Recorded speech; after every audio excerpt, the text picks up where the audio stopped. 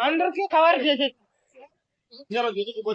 అంతా వస్తారా పసందులో చూడు ఎట్లా పండు తీసుకుంటే కడతాడు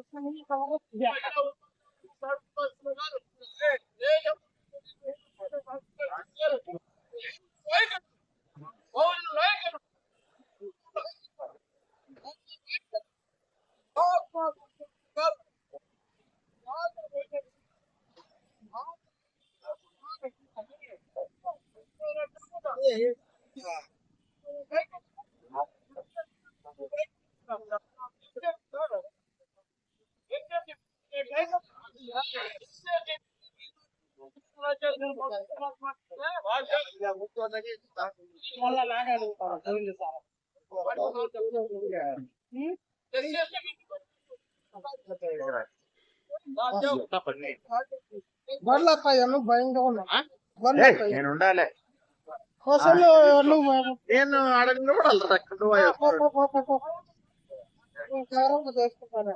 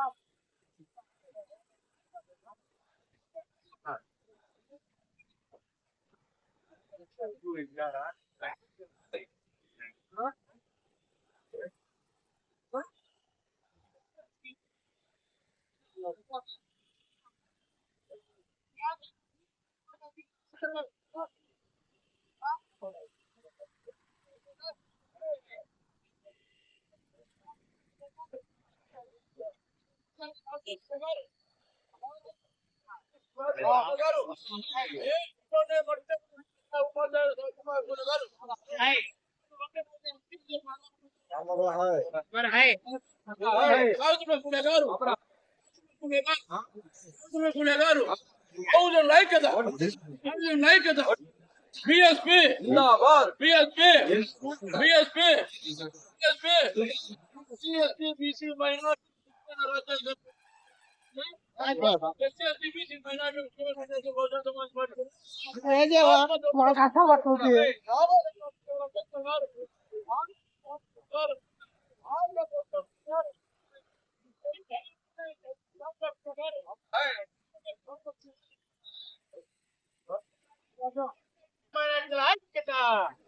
వకీలాలి బీసీ ఎస్టీ మైనార్టీల ఐక్యత వకీలాలి బీసీ ఎస్టీ మైనార్టీల ఐక్యత జై బీసీ జై బీసీ జై బీసీ జై పూలే జై పూలే జోహార్ అంబేద్కర్ జోహార్ అంబేద్కర్ జోహార్ అంబేద్కర్ जोहार क्रांति ज्योति सावित्रीबाई फुले जोहार सावित्रीबाई फुले जोहार सावित्रीबाई फुले जोहार सावित्रीबाई फुले बहुजन लाइक किताब बहुजन लाइक किताब बहुजन लाइक किताब SC ST BC minority like किताब SC ST BC minority like किताब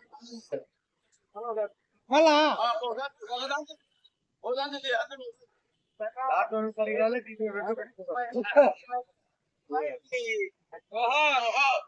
నువ్వు కాదు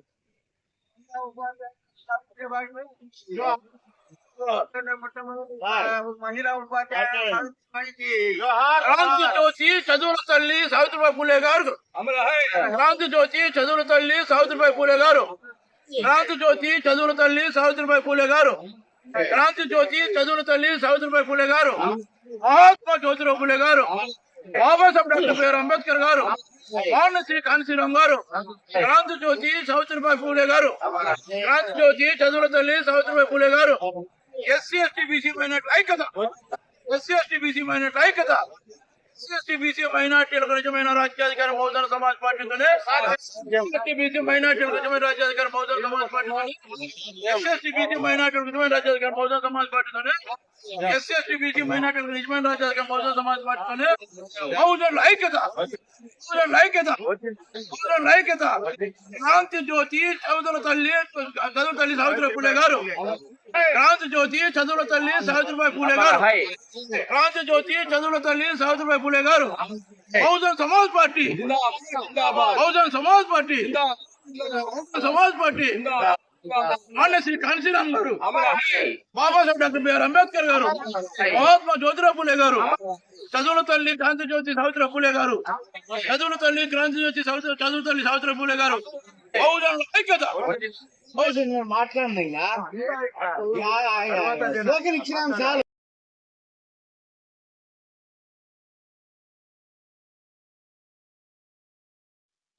క్రాంతి జ్యోతి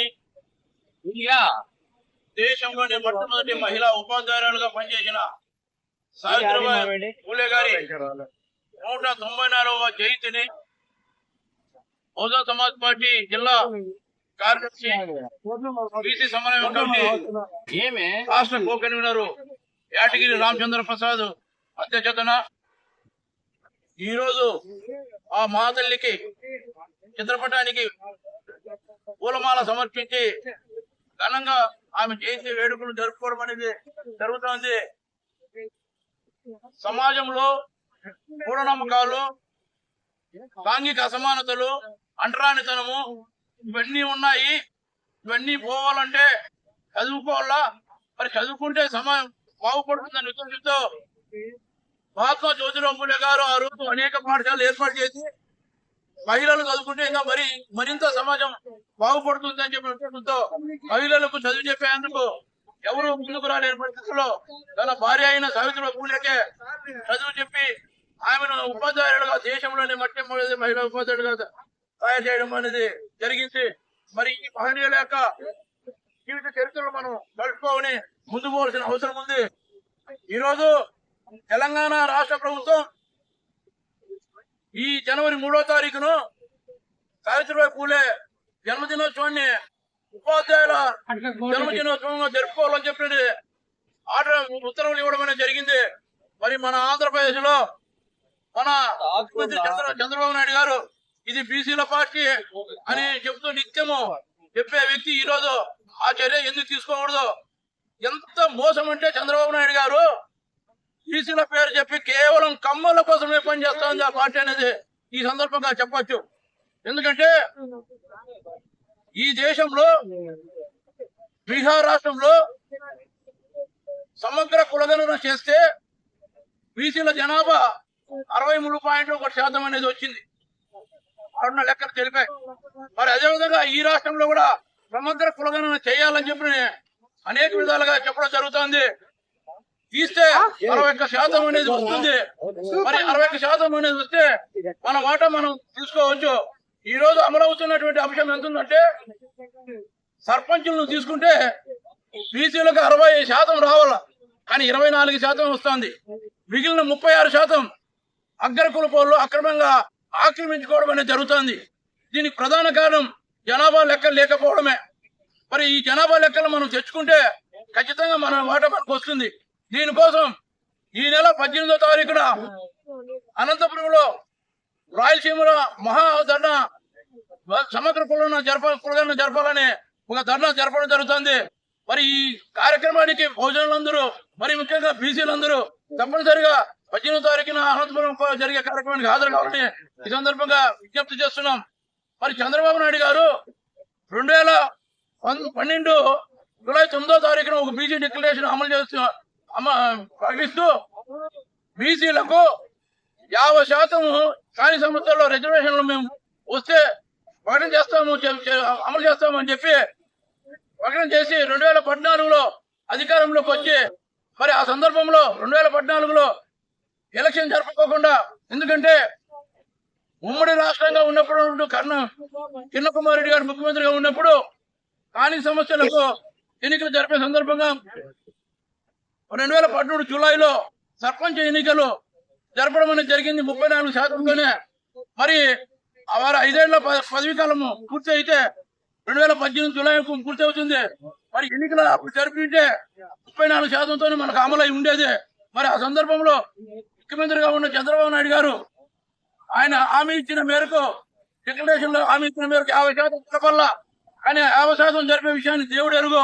ఉన్న 34% మీద పోటీ పెట్టినారని అవి కూడా జరుపుకోకుండా నిలిపేయడంతో మరి అధికారం మారి ముఖ్యమంత్రిగా జగన్మోహన్ రెడ్డి గారు వచ్చిన తర్వాత ఆయన 34% కోర్టు 24% తగ్గించిందని చెప్పి ఎన్నికలు జరపడంతో బీసీలకు రావాల్సినటువంటి 16,500 పదవులు కోల్పోవడం జరిగింది.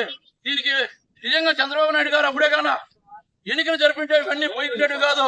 మరి ఆ సందర్భంగా సాక్షి జ్యోతి ఈనాడు పేపర్లో, వాళ్ళ పేపర్లో అంటే ఈనాడు ఆంధ్రజ్యోతిలో చంద్రబాబుతో పోటీ దిగిన జగన్మోహన్ రెడ్డితో పోటీ దిగిన అంశాన్ని ఓటిపోయిన వ్యక్తి రెడ్డి గారిది పేపర్లో వేసి వీళ్ళే కోర్టు పంపారు జగన్ అని చెప్పి ఆంధ్రజ్యోతి ఈనాడు చేయడం జరిగింది. అదేవిధంగా అదే రెడ్డి చంద్రబాబు గారితో ఫోటో దిగిన ఫోటోను సాక్షిలో వేసి చంద్రబాబే కోర్టు పంపించారు అని చెప్పి ఒకరి మీద ఒకరు పెట్టుకొని ఈరోజు బీసీలకు రావాల్సిన హక్కులను అంటే స్థానిక సంస్థల్లో రావాల్సిన వాటాను కాలరాయడం అనేది జరిగింది. దీనికి అంతటికీ చంద్రబాబు నాయుడు గారే అని మనం చెప్పచ్చు. ఇప్పుడు మనకు కులగణన అనేది వస్తే ఖచ్చితంగా మనకు రావాల్సిన మాట మనకు వస్తుంది. దీనికి బీసీలు అందరూ కూడా ముఖ్యంగా రావాల్సిన అవసరం ఉంది. ఈ నెల 18వ తారీఖున జరిగే అనంతపురంలో ధర్నాకని చెప్పి మీ అందరికీ మరొకసారి మనం చేసుకుంటూ జై భీమ్, జై భారత్.